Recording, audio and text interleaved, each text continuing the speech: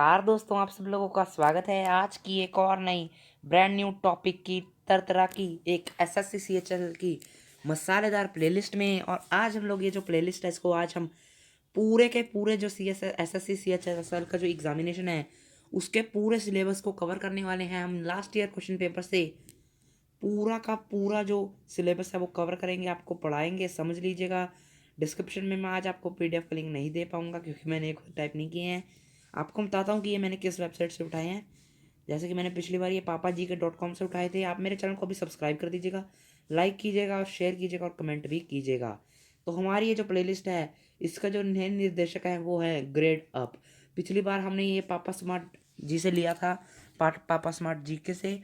तो वो मैंने करंट अफेयर्स लिए थे मंथली के। इस बार मैंने एसएससी की एग्जामिनेशन ली है। आज हम लोग ये 4 दिन में पूरी हिस्ट्री कवर करेंगे। 25 क्वेश्चन, 25 फिर हम ज्योग्राफी में जाएंगे 25। फिर हम बायोलॉजी कवर करेंगे और बाकी के सभी सब्जेक्ट भी। तो ध्यान से सुनिएगा, ध्यान से समझिएगा। तो हमारा हिस्ट्री का जो पहला चैप्टर है, देखिए यहाँ पे ये लड़का देख सकते हैं आप, यहाँ पे ग्रेड अप, यहाँ पे अभी आप देख सकते हैं ग्रेड अप.को। ध्यान से देखिएगा। फर्स्ट क्वेश्चन है, which ruler of the Vijayanagara empire was the friend of the Portuguese governor Albuquerque. तो एल्बर्को एक बड़े पोर्टुगीज गवर्नर थे, तो उनके दोस्त थे राजा कृष्णदेव राय। तेनालीरामा भी आप याद रखिएगा, बहुत फेमस थे वो इंडिया के, वो भी इन्हीं के शासन में थे। ठीक है, तो कृष्णदेव राय जी जो थे वो, इनका सॉल्यूशन देख लीजिए आप। ठीक है, वो ruler of the Vijayanagara empire was the friend of the Portuguese governor Albuquerque. ठीक है, तो जो कृष्णदेव राय थे वो थर्ड रूलर थे तुलुवा डायनेस्टी के। ठीक है, और ये जो तुलुवा डायनेस्टी थी ये 1509 से 1529 तक चली। ठीक है, 1509 में यानी 1509 में Albuquerque was the viceroy of the Portuguese. At the end of the year he succeeded in the title of governor. उनको गवर्नर मिला गया, का जो टाइटल खिताब था वो मिल गया। Governor Albuquerque and Krishnadeva Raya promised in future to supply Vijayanagara alone with Arab and Persian horses. ठीक है, तो ये आप समझ लीजिएगा, बहुत अच्छे हैं। ग्रेट अप में अभी अभी अभी के अभी जाइए, वहाँ से आप एक बार देख लीजिए। मैंने ऊपर भी इसका नाम रख रखा है, देखिए CHSL हिस्ट्री। ठीक है, चलो चलते हैं फिर हमारे नेक्स्ट क्वेश्चन पर। क्वेश्चन 2 है, which of the following was not done during the time of Lord Curzon. तो इनमें से निम्नलिखित में से कौन सी चीज़ नहीं की गई थी in the time of Lord Curzon. ठीक है, लॉर्ड कर्जन के टाइम में। तो इसका सही आंसर है फॉर्मेशन ऑफ हंटर कमीशन। तो इसकी एक बार एक्सप्लेनेशन देता हूँ। ठीक है, तो लॉर्ड कर्जन कौन थे? लॉर्ड कर्जन यानी कि जॉर्ज नेथेनियल कर्जन, इनको लॉर्ड कहते हैं, was the viceroy of India from 1998 to 1905। Lord Curzon कितने समय के लिए इंडिया के विक्टोरियस थे? 1898 टू 95, यानी पूरे 7 साल इन्होंने राज किया, 7 ईयर्स। ठीक है, पूरे इंडिया में। ठीक है, नेक्स्ट है इंपॉर्टेंट इवेंट, सुन लीजिए इनकी टेन्योर में, यानी इनकी जो अमाउंट थी, इनका समय था। फैमिन ऑफ 1899-1900, 1899 और 1900 में किया इन्होंने फैमिन। ठीक है, अपॉइंटमेंट ऑफ फैमिन कमीशन किया, फॉर्मेशन ऑफ भारतीय लोक सेव मंडल की इन्होंने। ठीक है, एजुकेशन कमीशन शुरू करवाया, पेरेशियन ऑफ बंगाल, आपको पता है बंगाल जब बटा था उसको जब जोड़ा गया था, क्योंकि इस साइड मुसलमान रहते थे, मुस्लिम्स रहते थे, और इस साइड हिंदू लोग रहते थे। तो उन जब को जब मर्ज किया गया यानी जोड़ा गया तो उसको पेरेशियन ऑफ बंगाल कहते हैं, पार्टीशन ऑफ बंगाल। पार्टीशन को कट कर दिया गया था इसलिए। ठीक है, नेक्स्ट है कलकत्ता कॉरपोरेशन एक्ट 1899। क्या है? कलकत्ता कॉरपोरेशन एक्ट 1899, ये भी है। तो नेक्स्ट है, which India territory was formerly known as black water before independence. तो भारत की कौन सी इंडियन टेरिटरी पहले ब्लैक वाटर के नाम से पहचानी जाती थी? तो वो है बी, यानी कि अंडमान एंड निकोबार आइलैंड। अंडमान और निकोबार आइलैंड को ब्लैक वाटर के नाम से पहले जाना जाता था। देख सकते हैं आप, लक्षद्वीप ग्रुप। ठीक है, द सेल्युलर जेल, कैलिकुलर jail of Andaman and Nicobar island was formerly known as black water और काला पानी। ठीक है, कब कहलाता था? इंडिपेंडेंस के पहले, बिफोर इंडिपेंडेंस। ठीक है। This jail was use by Britishers to exile political prisoners. तो ये जो जेल थी इसमें जो ब्रिटिशर्स थे यानी जो अंग्रेज थे वो हमारे देश के जो पॉलिटिकल थे ना, यानी पॉलिटिकल नेता, मैं आपको कह सकता हूँ जैसे कि मैं विरोध कर रहा हूँ कि अंग्रेजों को हमारे देश से निकालो, तो वो उनको उस प्रिजन में बंद करते थे क्योंकि बीच में समंदर आता था, वो वहाँ से जाते थे यहाँ पे टापू पे। ठीक है। तो नेक्स्ट है Vinayak Damodar Savarkar, Yogendra Shukla, Batukeshwar Dutt were the Indian freedom fighter who sent to the Kalapani. Kalapani jail में विनायक दामोदर सावरकर, योगेंद्र शुक्ला, ठीक है, बटुकेश्वर दत्त, ये बहुत बड़े फ्रीडम फाइटर्स हैं बैक ऑफ द सीन। ठीक है। नेक्स्ट है which of the following Pratihara king took the title of प्रमाना।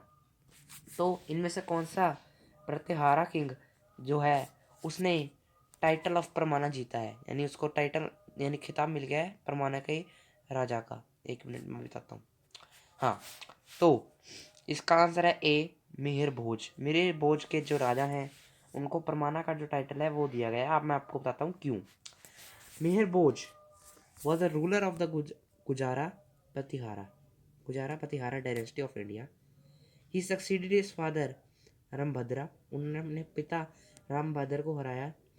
भोज थे जो वो एक डिवोटी थे, भक्त थे विष्णु के। ठीक है।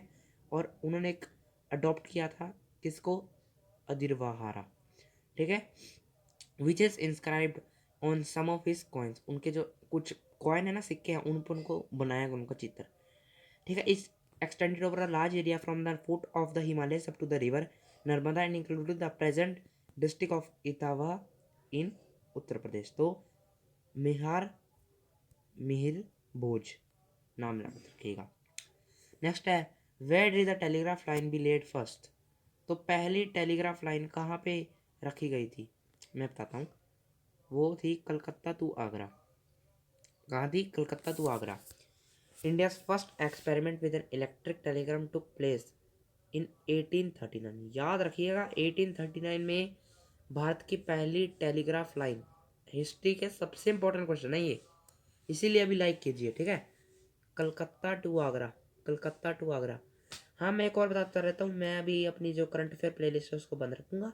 ठीक है, इसलिए आप समझ लीजिएगा। ये आज मैं राउंड अप बहुत लंबा करवाने वाला हूँ, समझ लीजिएगा। ठीक है, बिल्कुल एक एक चीज़ मैं आपको हर एक चीज़ एक्सप्लेन कर रहा हूँ। ठीक है। सो नेक्स्ट क्वेश्चन है which of the following Pratihara king took the title of Paramana. तो कौन से किंग थे जिनको टाइटल ऑफ परमाना मिला गया। एक मिनट माफ कीजिएगा, यहाँ पे ये गलत खुल गया। हाँ, तो प्रतिहारा के किंग कौन थे परमाना जिनको मिला, तो वो थे मिहिर भोज। ठीक है, मिहिर भोज थे वो जिनको ये मिला। तो वो एक रूलर थे। डिस्क्रिप्शन में पीडीएफ लिंक में नहीं दिया, मैं फिर से बता देता हूँ। ठीक है, कहीं आप फिर से कमेंट करूँगा आज। तो गुर्जारा प्रतिहारा डायनेस्टी का वो एक राजा थे। उनको फादर रामभद्र थे, उनको हराया था, उनको जीते थे, उन पे जीत हासिल की थी। और इन्होंने खूब बड़े बड़े तक, एतवाह तक इन्होंने उत्तर प्रदेश में बहुत बड़ा राज किया अपना। तो नेक्स्ट क्वेश्चन है where did the telegraph line be laid first, Agra to Jaipur और कलकत्ता टू आगरा। तो ये है कलकत्ता टू आगरा। बहुत लोगों को डाउट रहता है, ये कलकत्ता टू आगरा है। ठीक है, याद रखिएगा। तो इंडिया की फर्स्ट बहुत लंबी एक्सप्लेनेशन है, ध्यान से सुनिएगा, समझ जाएंगे सब कुछ। आप कहोगे भाई इतना कुछ कैसे आ सकता है, बिल्कुल ध्यान से सुनिएगा। तो India first experiment with an electric telegraph took place in 1839 after which the service developed in leaps and bounds. यानी 1839 में पहली टेलीग्राम जो एक्सपेरिमेंट किया गया, लेकिन वो 1839 में एक्सपेरिमेंट हुआ था, वो बनी नहीं थी, अभी चली नहीं थी। उसके बाद में वो उन्होंने बहुत बड़े तादाद में उसका एक्सपेरिमेंट करना शुरू कर दिया। जैसे मैं लाइन बनाए जा रहा हूँ, बनाते गए। ठीक है, तो ये आपको ध्यान में रखना है पहली बात। तो ये 1839 में उसका एक्सपेरिमेंट हुआ था, बनी नहीं थी वो। नेक्स्ट है Lord Dalhousie paved the way for the Imperial Telegraph Department in 1850. A year later, British India's first telegraph line and office was opened in October 1815। ये मैंने डाक कलम में भूल गया, माफ़ कीजिएगा। ये कलकत्ता और डायमंड हार्बर के बीच में था, एक बिजी शिपिंग रूट है। ठीक है, क्या है, एक बिजी शिपिंग रूट। हर एक क्वेश्चन अच्छे से रटा दूंगा। ठीक है, ये नीचे एक ऐड आई हुई है, आप इस पर ध्यान मत दीजिए, इस पर आप ध्यान मत दीजिए। यहाँ पे देखिए, यहाँ पे ठीक है। तो क्वेश्चन से क्या, where was Guru Nanak Dev the originator of Sikh religion born. तो गुरु नानक देव जी का जन्म कहाँ हुआ था, तलवंडी में, ठीक है। Guru Nanak Dev ji was born on 29 November 1869 at Rai Bhoi की तलवंडी, प्रेजेंट डे ननकाना। एक मिनट में इसका एक्सप्लेन आगे दिखाता हूँ, नेक्स्ट पेज पे है। जैसे कि मैंने आपको ऊपर दिखाया था, ये यहाँ पे ननकाना, तो इसके बाद में आप देख सकते हैं यहाँ पे एक ननकाना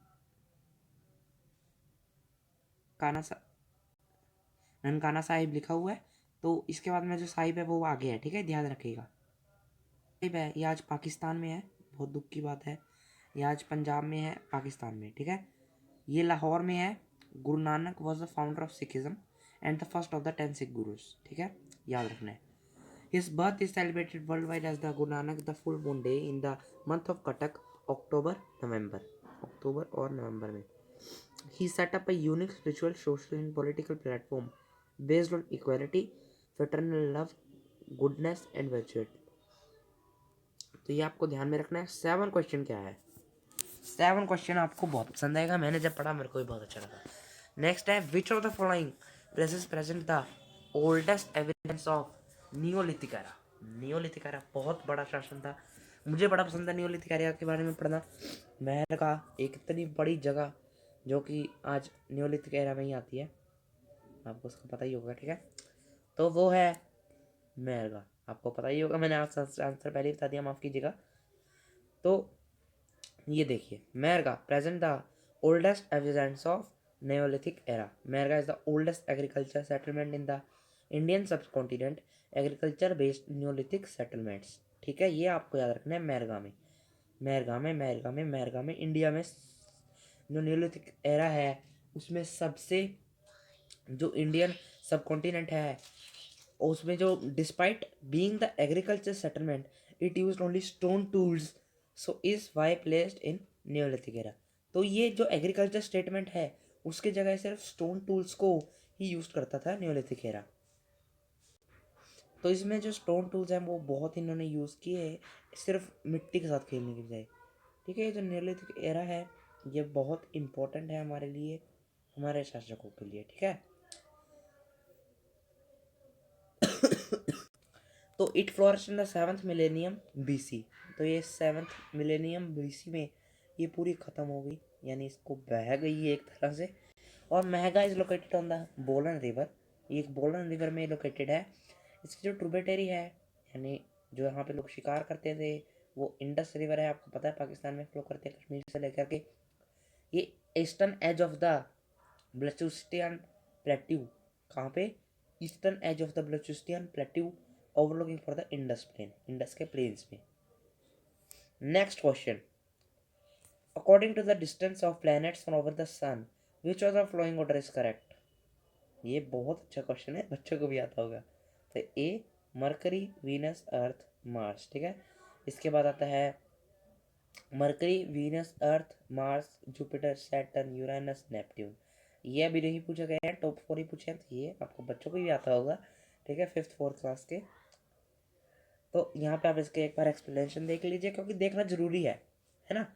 आप कहेंगे इतना आसान क्वेश्चन, लेकिन इसके बारे में कुछ और ज्ञान तब चाहिए ना हमें, क्योंकि वो ऊपर वाला क्वेश्चन नहीं पूछेंगे, वो एक्सप्लेनेशन सॉल्यूशन में से कुछ पूछेंगे। That is what is their explanation, ठीक है, हम इसी को तो एक्सप्लेनेशन कहते हैं। तो वो जो है ना हमारे टीचर्स हैं, यानी जो उसको बनाते हैं एग्जाम को, क्वेश्चन पेपर को, वो ऊपर वाला देखेंगे, वो बीच में से पार्ट काटेंगे जो हम नहीं पढ़ने का मन होता है, यही तो उनका काम है ना। तो वो टफेस्ट क्वेश्चन देंगे लेकिन हम उसको सोल्व करेंगे, ठीक है। तो in option present A is correct. Mercury named after Roman god, it is 36 million miles away from the sun. अब आपसे पूछा जा सकता है कि मरकरी सन से कितने मिलियन माइल्स दूर है, वो है 36 मिलियन माइल्स, ठीक है, सन से। नेक्स्ट है Venus, named after the Roman goddess of love and beauty, is 67.2 million miles from the sun. Mercury कितना था, 39, और ये कितना है, 67.2। नेक्स्ट है हमारा Earth, the planet Earth is 93 million miles away from the sun, 93 million miles, ठीक है। मार्स, अब आती है मार्स की बारी, Mars is 141.6 million miles away from the sun. एक इंसान अपने पूरे जीवन में 40 माइल चलता है, पूरे जीवन में, मतलब जो अच्छे से घूमते हैं अमीर आदमी, जो हवाई जहाज से लेकर के एवरेज इंसान। और आप यहाँ से देख सकते हैं 39 मिलियन माइल्स अवे, वो 40 मिलियन माइल्स अवे चलता है। ठीक है, माइल्स नहीं चलते हैं, किलोमीटर चलते हैं, माफ कीजिएगा। ठीक है, तो order of the planets according to the distance from the sun is as follows. मैंने अभी आपको बता ही दिया था, इन्होंने फिर दे दिया। तो देख सकते हैं Mercury, Venus, Earth, Mars, Jupiter, Saturn, Uranus, Neptune. ठीक है, अब हम चलते हैं हमारे नेक्स्ट क्वेश्चन पर। Aamir Khusro was the disciple of हुम। तो जो आमिर खुसरो हैं वो किसके डिसिपल हैं? तो वो जो आमिर खुसरो जी हैं वो मिर्ज़ा घियास बेग नहीं है, वो निज़ामुद्दीन औलिया, निज़ामुद्दीन औलिया के आमिर खुसरो जी हैं जो वो एक सूफी म्यूजिशियन थे, सूफी पोएट थे, scholar from south Asia, south Asia थे वो। ठीक है, स्कॉलर। वो एक आइकॉनिक फिगर थे कल्चरल हिस्ट्री ऑफ इंडिया सब कॉन्टिनेंट, इंडियन सब कॉन्टिनेंट के एक वो कल्चरल हिस्ट्री के एक आइकॉनिक फिगर थे, यानी लेजेंड थे वो। He was a mystic and a spiritual disciple of Najmuddin Auliya of Delhi. ठीक है, डेसिबल थे यानी उनके जैसी आवाज़ थी, उनके जैसे काम थे और उनकी जैसी हॉबीज़ थी। He wrote a poetry preliminarily in Persian but also in Hindavi. Hindavi में भी लिखी थी उस टाइम, पर्शियन में भी लिखी थी। पर्शियन अब संस्कृत बन चुकी है, हिंदवी अब आपके सामने हिंदी है जो मैं बोल रहा हूँ। Khusro is sometimes referred to as the voice of India, Tuti e Hindi. ठीक है, and has been called the father of Urdu literature. ठीक है, father of Urdu literature. Following elements were not found in Lodhal as archaeological remains। तो इनमें से कौन से जो प्रोडक्ट्स कह रहा हूँ मैं, ये नहीं मिले थे जो आर्कियोलॉजिकल रिमेन्स थे, लोदल थे ये लोदल। तो इनमें से सही आंसर है fine variety of barley. Barley, barley आपको पता ही होगा बार्ले, इसकी जो वैरायटी है ना वो नहीं मिली थी। आप पूछेंगे कैसे, अब सुनिए। Fine variety of barley were got found in Lothal as archaeological remains discovered in 1954। Lothal was executed from 13 February 1955 to 19 May 1960 by the Archaeological Survey of India ASI। Archaeological survey of India ASI, short form क्या है ASI, full form क्या है archaeological survey of India. ठीक है, the official Indian government agency to the preservation of ancient monuments. ठीक है, the exhibited site of Lothal is the only port town for the Indus valley civilisation. Indus valley civilisation के लिए एक इकलौता लोदल है उस time, with upper and a lower town head in. ऊपर से एक मेट्रोपोलिस सिटी थी और लोअर में एक इसका एक टाउन था छोटा सा। नॉर्दर्न साइड में एक बेसिन था with vertical wall, Sidhi wall में था, इनलेट था, आउटलेट था चैनल्स का। तो इसीलिए इसको इसको इतना फेमस माना जाता है। ठीक है, तो चलते हैं नेक्स्ट क्वेश्चन पर। Proportion of Odisha to the Marathas. तो इनमें से कौन से बंगाली राजा ने पोर्शन दिया ओडिसी को मराठास के लिए, उड़ीसा के मराठास को? तो वो है अलविरादी खान, अली वारदी खान। इन्होंने एक पोर्शन दिया था मराठास को, उड़ीसा के जो to the Marathas. Alivardi Khan was the nawab of Bengal during 1740 से 1756। He toppled the Nasiri dynasty of the Nawabs and took powers of the Nawab. He is also known one of the few Mughal era leaders known for his victory during the Battle of Burdwan against the Maratha Empire. In the year 1747, the Marathas led by Raghoji began to raid, pillage and annex to the territories of the Alwardi Khan। ठीक है, याद रखिएगा अली वारदी खान, इन्होंने एक question दिया था 1740 से 1756 तक राजा रहे। नेक्स्ट है who has the following told who knows Delhi दुरासत। किसका मतलब है Delhi is still far away. ये आपने कहावत सुनी होगी, दिल्ली अभी दूर है। हुनूस दिल्ली दुरसात, ये एक युद्ध में कहा गया था, कोई शायरी नहीं है ये। ठीक है, तो इसका राइट आंसर है बी, निज़ामुद्दीन औलिया। अभी हमने इनकी बात भी की थी। तो निज़म शहीद जो मोहम्मद निज़ामुद्दीन औलिया थे, also known as Hazrat Nizamuddin, was a Sufi saint of the Chishti order. ठीक है, और ये unarguably one of the most famous Sufi of Indian subcontinent. पूरे इंडिया के सबसे फेमस सब कॉन्टिनेंट में, जो सब कॉन्टिनेंट का लीजिए आप, बांग्लादेश, पाकिस्तान, नेपाल, हर एक में इंडिया को देकर सूफी सबसे फेमस थे। ठीक है, इन्होंने एक कंका बनाया यहाँ पर, a place where people from all walks of life were fed, where he imparted spiritual education to others and he his own quarters. ठीक है, तो many of his achieved spiritual height, including Sakha Nasruddin, Chirag Dalwahi, and Amur Khosis noted it. Okay. Next है, in the form of government praised, rule in the name of God. कौन है? तो इसका right answer है answer C, theocracy. क्या है? Theocracy. तो जो form of government prized rule in name of God, so it's theocracy. The government is ruled in name of God by the priest. In the literal sense, theocracy stands for the rule of God. The example of this could be seen in ancient history of Israel from Moses until the election of Saul as a king. ठीक है, तो theocracy है इसका right answer. The period in Europe from the dash year, तो ये कितने year के लिए चला? 14th to the 17th century दशक चला। ये दशक भी नहीं चला, माफ कीजिएगा, शतक चला। जी हाँ, 14वें से लेकर के 17वें शतक तक चला। ठीक है, क्या है? रेनेसे एक पीरियड था यूरोप में। ठीक है, renaissance is a period in Europe from the 14th to the 17th century. It is regarded as the cultural bridge between the Middle Ages and modern history. It started as a cultural movement in Italy in the medieval period and later spread to the rest of Europe, making the beginning of the modern age. ठीक है, तो ये renaissance जो period है कहाँ पे शुरू हुआ? इटली में, और ये पूरे यूरोप में फैल गया राम राम से राम राम से राम राम से राम राम से, पूरे यूरोप में इसने अपना दबदबा था जो वो कायम कर लिया। When did the US drop?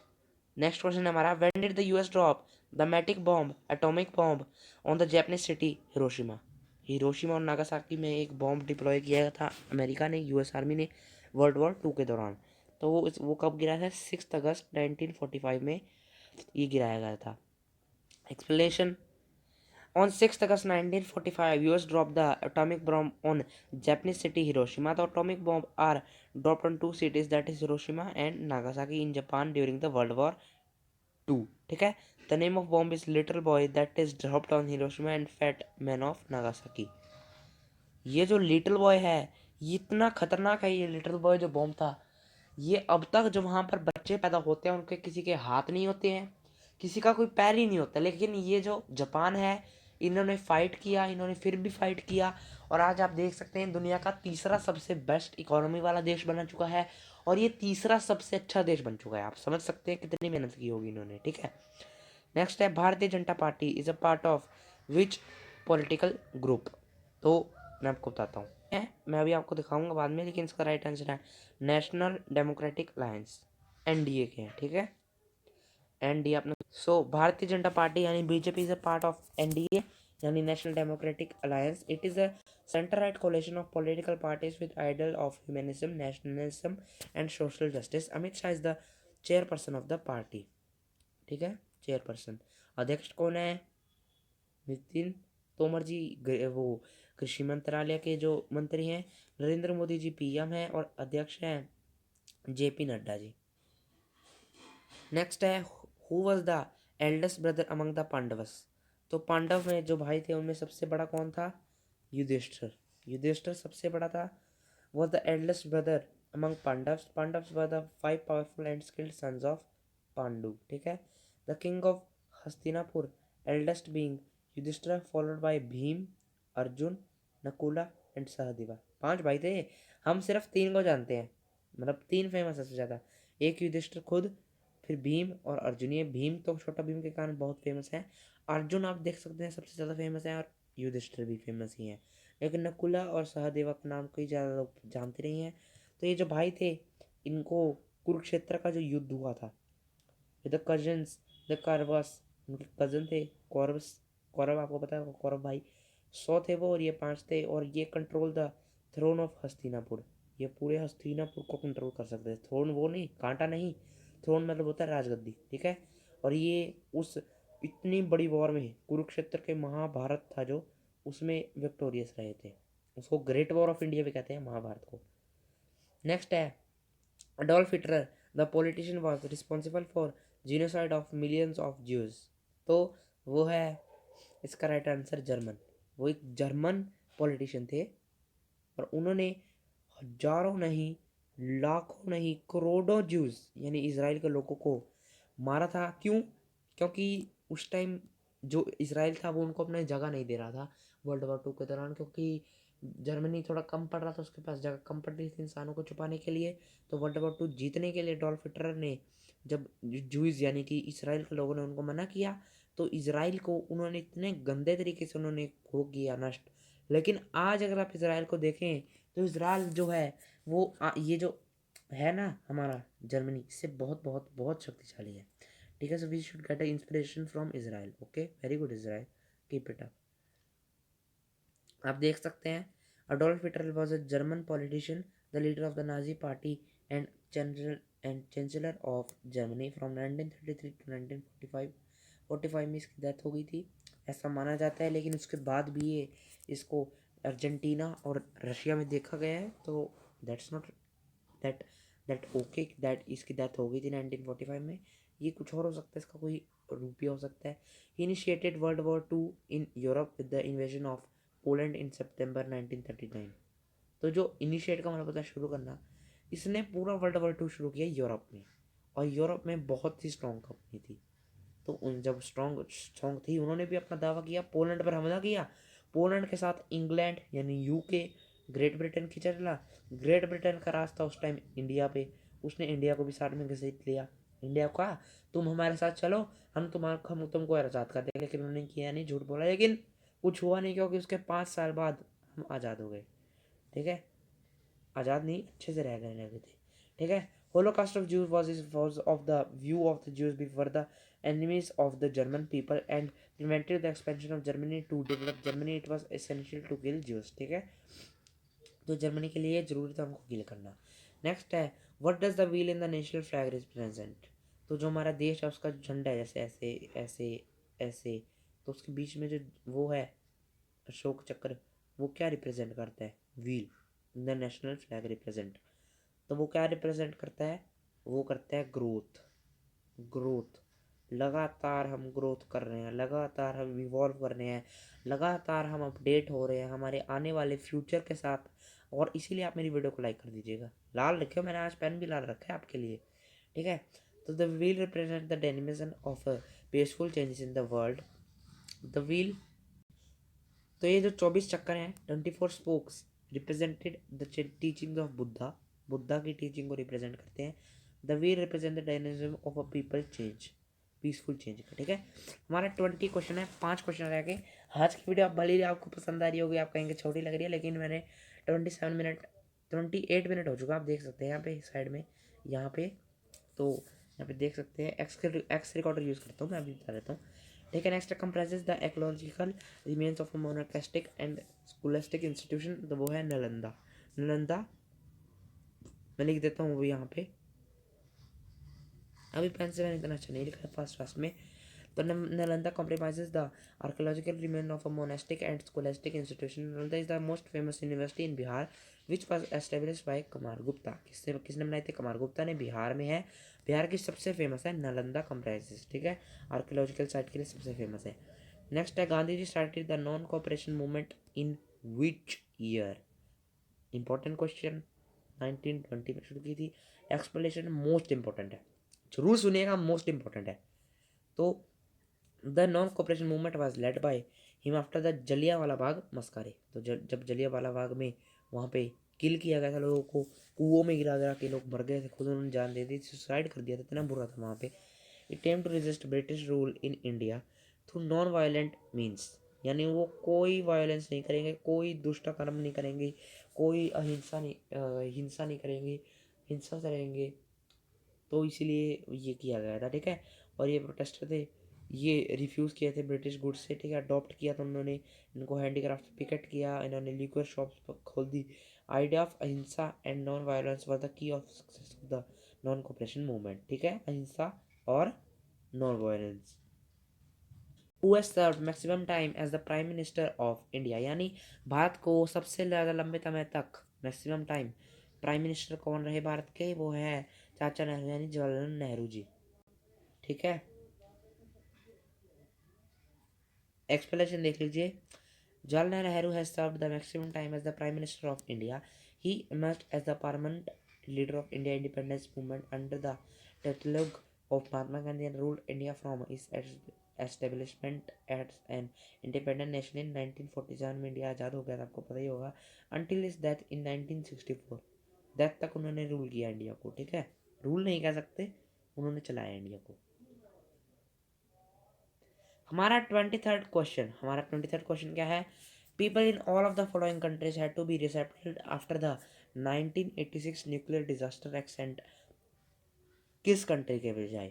तो वो है कजाकिस्तान को, जो न्यूक्लियर ब्लास्ट हुआ था, केरला न्यूक्लियर डिजास्टर हुआ था, गैस छूट गई थी बहुत बड़ी 1986 में, सभी कंट्री को रिसेटल हुआ था, सभी को बदलना पड़ा था अपने आप को। ये मैंने बहुत मुश्किल दिए हैं।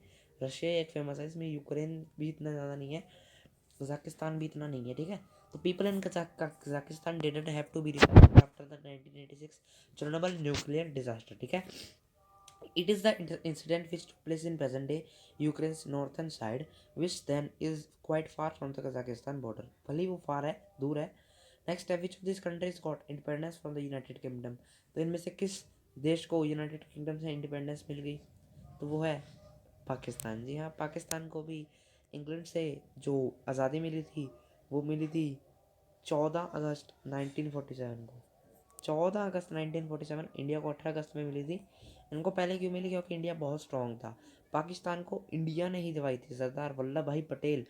ठीक है, ये वही इंसान है जिन्होंने पूरे पाकिस्तान में 12 मंदिर बनवा दिए। मुसलमान जो मुस्लिम थे वो कह रहे हम नहीं बनवाने देंगे, लेकिन सरदार वल्लभ भाई पटेल ने कहा मैं 12 मंदिर ही बनवाऊंगा।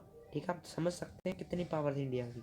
इंडिया ने कहा पहले पाकिस्तान को छोड़ दीजिए और हमको बाद में कर दीजिएगा, लेकिन इंडिया की बात मानते हुए झांसी की रानी के उस डर से उन्होंने हमारे इंडिया को 4 दिन ही बाद उनको छोड़ के जाना पड़ा और इंडिया में इंडिपेंडेंस मिल गई। आज का लास्ट क्वेश्चन, जी हाँ आज का लास्ट क्वेश्चन थोड़ा बड़ा है, सुन लीजिए। Battle of Kannauj was fought in the year dash. तो कनौज का जो युद्ध है वो किस साल में किया गया था? तो battle of Kannauj was fought in year 1540, 1540 में किया गया था, between Afghan ruler Sher Khan and the Mughal ruler Humayun. Humayun ji जीते होंगे मेरे ख्याल से, in which Humayun was defeated and he escape to Sindh. अच्छा, तो हुमायूं इसमें हार का सामना करना पड़ा था उनको और वो सिंध में गए। माफ़ कीजिएगा, मुझे लगा था हुमायूं जीते हैं, मेरी जानकारी थोड़ी गलत है, माफ़ कीजिएगा, मेरा मजाक मत उड़ाइएगा। मीनवाइल शेर Khan ruled Agra and Delhi while effective administration police like introduction of matrix calls and just houses. तो आज का जो वीडियो है वो यहीं तक। ग्रेड अप को आप अभी के अभी जाके वहाँ पर उस पर एक बार चेक कर लीजिएगा। Thank you, bye bye. Subscribe कीजिएगा, लाइक करना मत भूलिएगा, कमेंट करना मत भूलिएगा, शेयर कीजिएगा। कल को मैं एक और हिस्ट्री की नई सीरीज लेके आने वाला हूँ। Okay, bye bye, see you later, thank you, it's me Yuvraj signing off, bye bye.